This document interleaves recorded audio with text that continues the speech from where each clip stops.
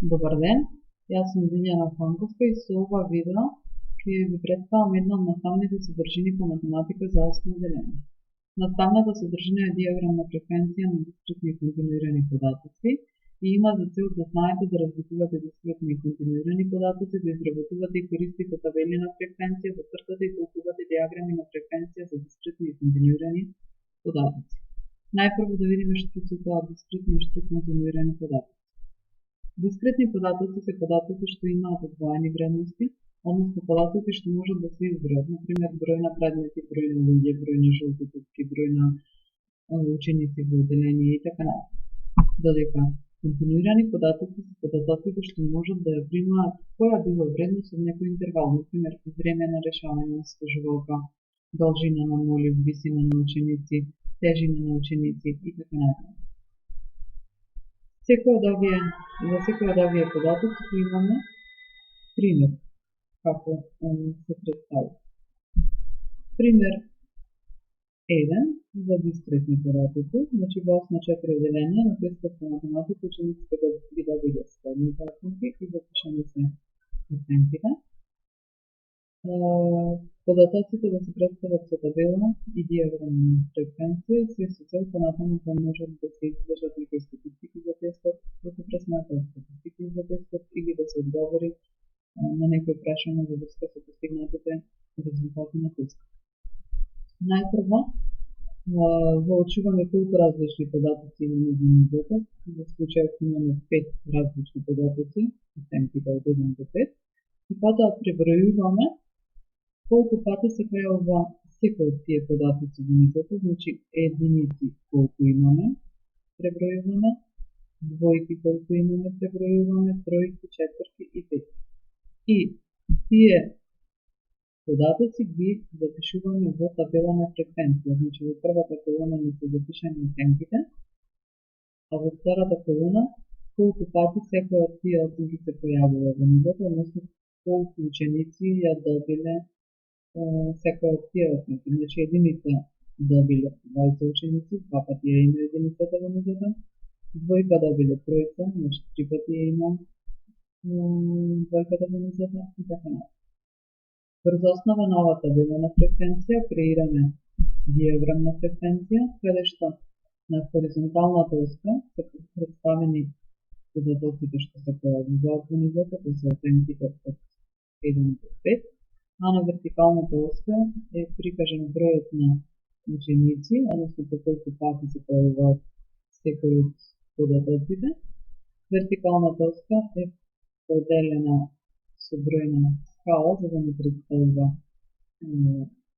бројот на ученици, а на хоризонталната оска се представени податоците од 1 до 5, значи оценките од 1 до 5, и над секој податок, над секоја оценка се црта столб во висина, во зависност од тоа колку често се појавува тој податок во нивото. Значи четврката 6 пати се појавила, односно 6 ученици имате четврка, што значи кај четврката имаме столб во висина 6 на вертикалната оска.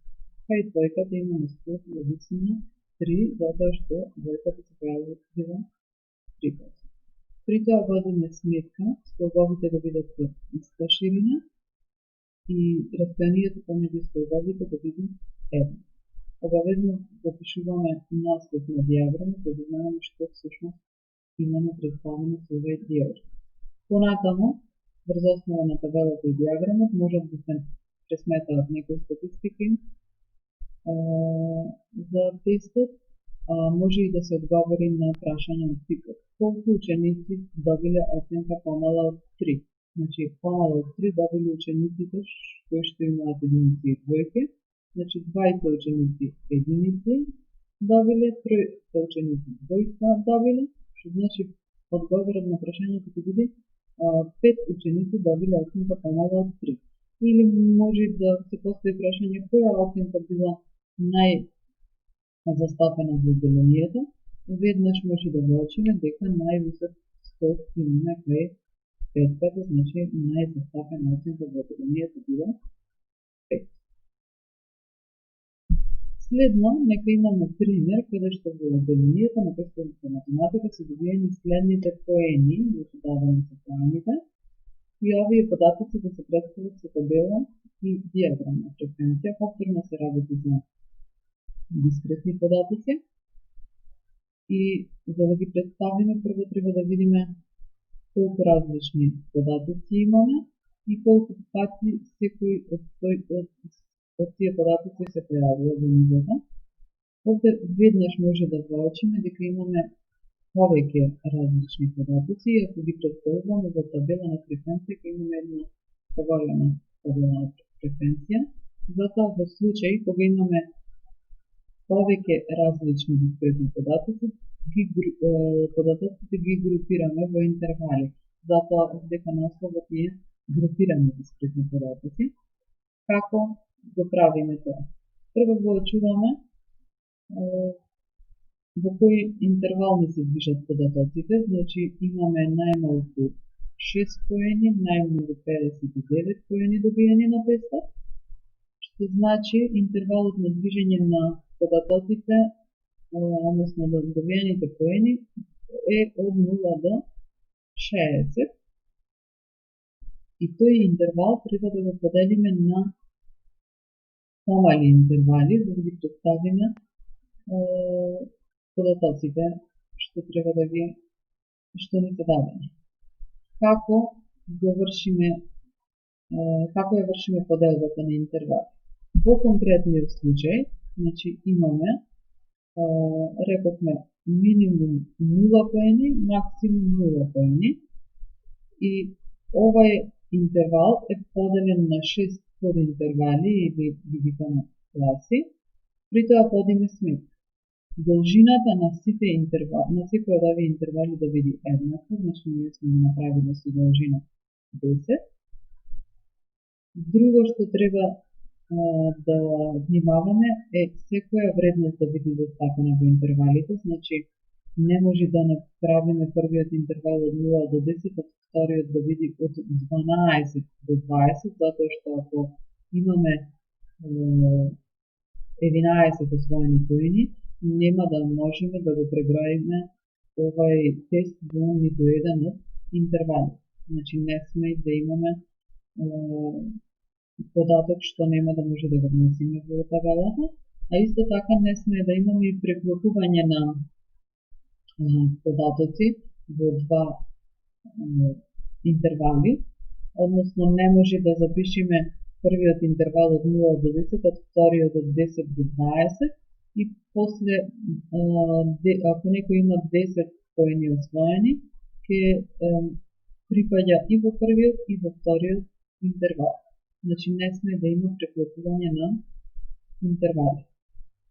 И следно пребројуваме колку од податоците припаѓаат на секој од интервалите, значи пребројуваме кој од овие податоци припаѓа на интервалот од 0 до 10, кој освоил од 0 до 10 поени, ќе воочите дека само еден податок, само 6 пата, односно само еден ученик има освоени поени во овој интервал.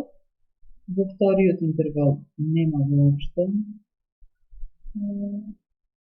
ученици. Во третиот интервал, значи од 27 до 30 поени, има тројца ученици. Значи 3 пати, тоа е 22, 30 и 25. И така за сите интервали пребројувате по колку од податоците припаѓаат во нив и врз основа на оваа табела на фреквенција се креира диаграм на фреквенција кој што на x-оската се запишуваат освоените поени, на y-оската, односно на вертикалната оска имате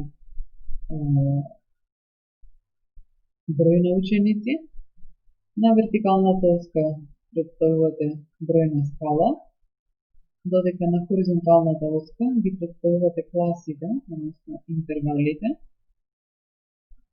што претходно ги креиравме и на секој интервал цртаме столб во вистина од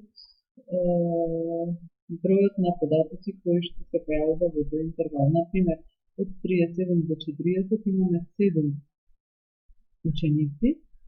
Значи, од 37 до 40 имаме столб во висина на 7 на вертикалната оска. При тоа, и овде треба да водите сметка, столбовите да бидат со иста ширина и растојанието помеѓу столбовите да биде еднакво на секај. И на крај да разгледаме пример со континуирани податоци, значи овдека ќе имаме учениците од осма 4 ги запишувале времињата што им се потребни да стигнат од училиште до дома во минути и ги запишувале на таблата, ги запишале овие времиња и сега овие податоци треба да се представат со табела и диаграм на фреквенција. Значи овде се работи за минути, имаме континуирани податоци. Најпрво разгледуваме во кој интервал се движат податоците, значи минимум имаме 6 минути, максимум имаме 46 минути, што значи може да речеме дека податоците се движат во интервал од 0 до 50 минути. И овај интервал го повторно, како претходно, го делиме на подинтервали или на класи и при тоа повторно треба да водиме сметка интервалите да бидат со иста должина, значи повторно да имаме направено должината на интервалот да биде 10. И она што е битно овде е тоа што не смее да има празнини во помеѓу интервалите. Например, ако првиот интервал завршува до 10 минути, значи и 10, не за да знак да станува еднакво, вториот интервал почнува од 10, значи не припаѓа и 10-ката во вториот интервал, туку сите броеви што се поголеми од 10, а помали од 20. Значи, десетката припаѓа во првиот интервал, бидејќи овде имаме помало еднакво, а не припаѓа во вториот, бидејќи имаме само знак за помало, во вториот припаѓаат броеви што се поголеми од 10, а помали и еднакви од 20. Или во третиот интервал припаѓаат броеви што се поголеми од 20, а помали или еднакви од 30. Значи, уште еднаш напоменувам, интервалите да бидат со еднаква должина и да нема празнини помеѓу интервалите, бидејќи се работи за континуирани податоци. И потоа пребројувате по колку податоци се појавуваат во секој од овие интервали, значи од 0 до 10 минути имате тројца ученици што за толкаво време пристигнуваат во училиште до дома, или од 20 до 30 минути има 7 ученици за толкаво време пристигнуваат од училиштето до дома. Врз основа на оваа табела на фреквенција се формира диаграм на фреквенција, каде што на хоризонталната оска го представуваме времето, на вертикалната оска ги представуваме учениците. Вертикалната оска е разделена со бројна скала, за да може да се представат бројот на ученици, додека на хоризонталната оска се представени класите, односно имаме првата класа од 0 до 10, тоест првиот интервал од 0 до 10, од 10 до 20, од 20 до 30, така натаму. Секој интервал е прикажан со столб во висина од, по зависност од тоа колку често имаме податоци, односно колку број на ученици припаѓаат во тој интервал. Например, од 20 до 30 минути рековме дека 7 ученици пристигнуваат во тоа време од училиште до дома, што значи интервалот од 20 до 30 е представен со висина од 7 ученици. Овде што може да го очите дека столбовите сите се со иста ширина, меѓутоа помеѓу столбовите не постои растојание како во претходните случаи, затоа што овде се работи за континуирани податоци. и потребно е нормално на диаграмот да запишете што тој прикажува за полесно да може да даде објаснување на некој што го чита диаграмот, а не ги видел табелата на фреквенција и податоците претходно од следача.